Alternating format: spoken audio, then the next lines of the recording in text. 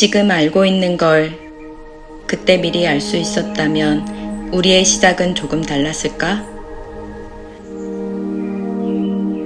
사람이란 원래 그렇다. 보이지 않는 걸 믿는 것보다 시도하지 않는 편이 훨씬 편할 테니까. 이 이야기는 단지 사랑하는 사람들과 지낼 적당한 공간이 필요했던 우리의 지난 8년간 여정에 관한 이야기다.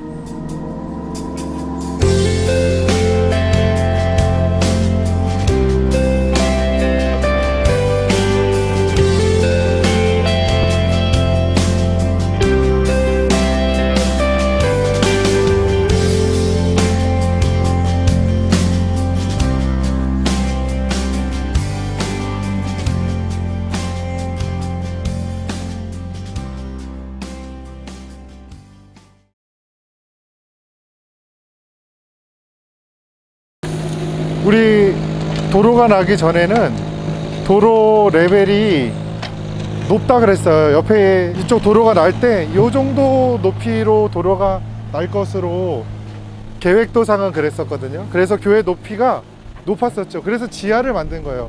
자재를 크레인으로 옮겼던 곳이 여기입니다. 저쪽 주차장, 저쪽 하얀색 차가 많은 주차장으로 자재를 옮겨 놓고 크레인으로 이쪽으로 해서 떠서 넘겨서 여기다 놓고 끌고 갔죠.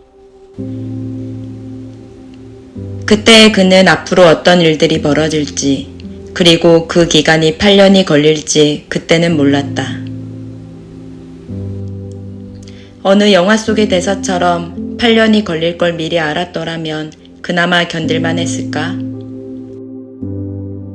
제가 알고 있는 상식으로는 그냥 대지면 건물을 지을 수 있는 건 줄 알았어요. 우리 교회는 건축 허가가 날 수 없는 땅이라는 사실을 나중에서야 알게 됐습니다. 그럼에도 불구하고 그런 확신은 있었습니다.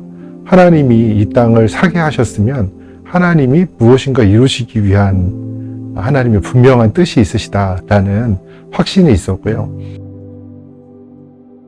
설계 계약을 먼저 했죠. 건축 허가를 그러면 너희들이 해봐라 라고 했는데 당연히 안 되죠.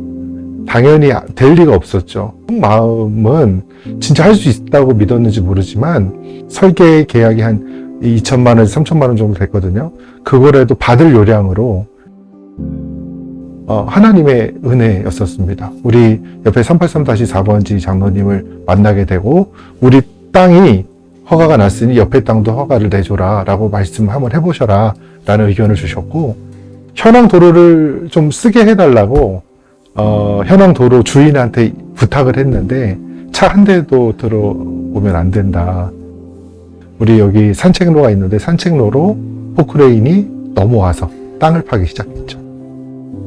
흙을 그쪽에 옮겨놨는데 그 흙 높이가 거의 한 3층, 4층 높이 정도. 그래서 태풍이 오는 날 도리어 거기 꼭대기 올라가서 기도했던, 우리는 25톤 트럭이 들어올 수 없는 상황이었고 흙을 내보내는 데만 1억 5천이 들어간다고. 임야가 있는데 임야의 주인을 알고 계신대요. 흙을 갖다 놓으라는 거예요. 5톤 트럭을 3대만 빌려서 계속해서 파서 넣고 그쪽으로 보내고 넣고 보내고 넣고 보내고 여기까지는 왔지만 레미콘 타설은 절대 불가능합니다.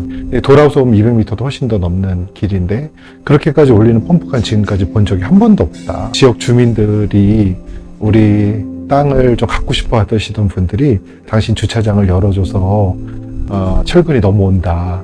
이렇게 되면 여기 건물 짓는 거 아니냐. 도로를 막고 있으면 우리 교회 부지는 맹지가 되니까. 이분이 장로님한테 이제 보고를 했겠죠. 떨어졌다. 우리보다 더 많이 쓴 데가 있다. 근데 장로님도 자기 걸 만드시려고 많이 쓰셨대요. 근데 그거보다 우리가 더 많이 쓴 거죠. 맹지를 그 가격에 사. 그랬는데 이제 김병은 이사님도 안수 집사님이신데 교회입니다. 그러니까 장로님이 이렇게 얘기하셨대요. 분명한 워딩은 이거예요. 교회면 하나님 뜻이 있겠네. 하나님 뜻이 있으시겠네. 이게 이 장로님이 우리 교회를 돕기 시작한 시작인 거예요. 하나님의 뜻이 있으시겠네. 그럼 하나님의 뜻이 있으시면 하나님이 일하는 곳에 내가 함께 일하고 싶다. 막을 때마다 소송 걸고 막을 때마다 신고해가지고 불편한 그 도로보다 훨씬 더 넓은 도로를 더 당당하게 이용할 수 있도록 하나님이 일하신 것이죠. 그럼 이제 그 40cm를 잘라야 된다. 안 그러면 중공이 절대 안 나게 되겠죠. 잘라야 된다. 이 법이 바뀌었다라는 거예요. 이게 2025년 1월 달에 바뀌었대요. 1m에서 50cm로. 그때 우리가 깨달았죠. 아, 하나님은 계획을 가지고 계셨구나.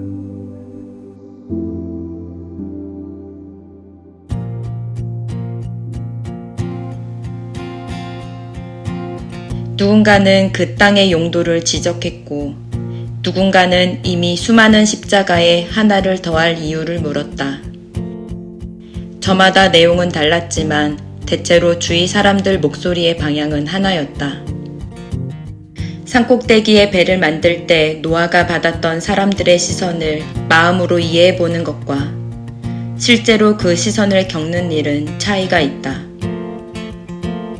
포크레인이 산을 넘어서 들어와야 했을 때도, 흙을 산더미처럼 쌓아놓고 이러지도 저러지도 못하고 있을 때도, 길이 없어 좁은 통로로 교회를 와야 했을 때도, 그리고 건물을 잘라내야 할 위기에도 그는 단 하루도 편히 잠들 수 없었다고 했다.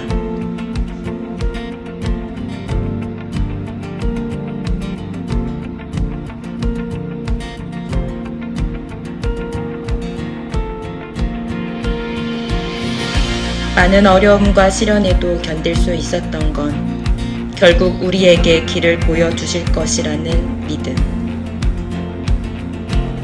누군가는 매일 밤잠을 이루지 못했고, 누군가는 매일 새벽같이 기도했다.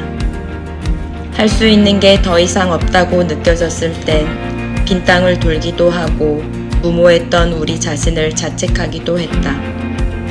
마침내 지난 8년을 끝내는 종이 한 장을 받았을 때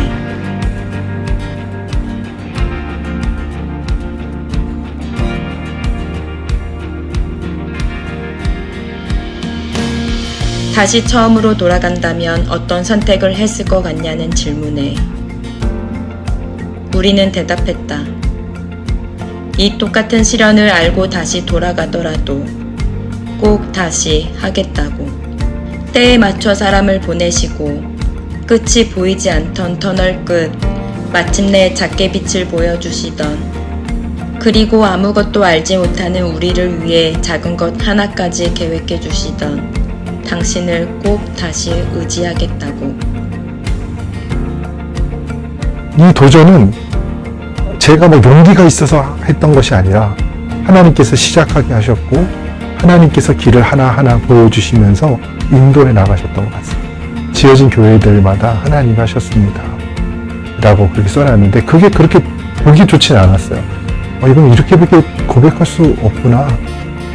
하나님이 처음부터 계획하셨고 끝도 하나님이시다.